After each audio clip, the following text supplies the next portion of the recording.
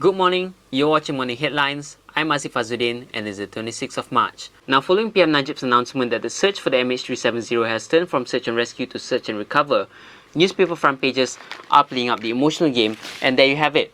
Photos of grieving families with the headline Pasrah. If you notice, across different newspapers, they are using the same photograph. There you go, this picture of a woman and her daughter grieving. Now, you can see the same photograph in The Star,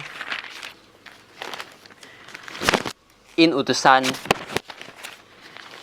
and finally the Malay Mail, all photographs taken by Bernama.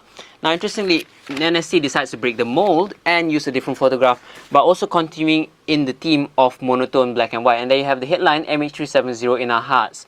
If you've been following through social media, you will see that the world and Malaysia has been extending condolences to the families of the MH370 passengers and their crew. However, Berita Harian decides to go in another direction by talking about detik MH370 perjalanan terakhir. Now, they've been talking about the final moments before the MH370's radar and communications are cut off, and there you see this nice little graphics and showing the timestamps there also.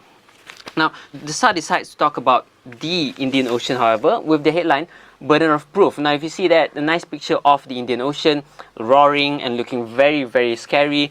If you look at inside on page 6, they have a nice full report talking about why it's going to be difficult for the Australian Navy, the Australian military to search for the MH370. And there you see, because of bad weather conditions and because it's winter right now, it's going to take a lot of trouble. It's going to be difficult to find the debris of the MH370.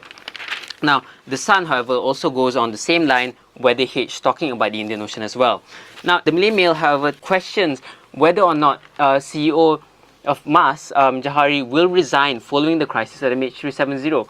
But it's not an issue which he is going to look at right now because we're still dealing with the crisis. However, it's something which we look at the following weeks to pass and maybe after the debris has been found.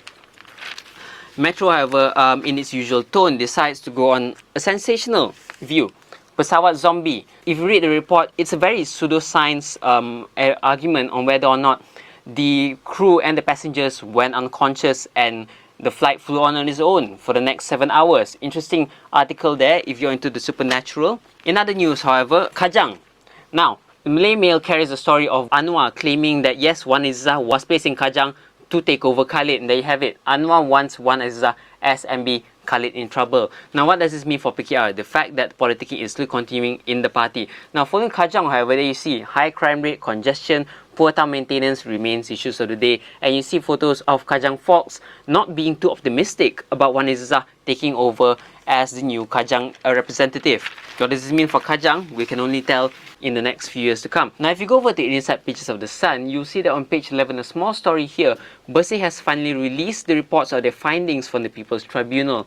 Now, the People's Tribunal was a highlight for the electoral fraud in the previous general elections. So they finally come up with recommendations which they are passing over to the EC and to make the electoral process better in the coming elections. Now, whether or not it will work or whether or not EC will listen, we can only tell in the coming general elections. So that's all I have for you today. I'm Aziff Azuddin.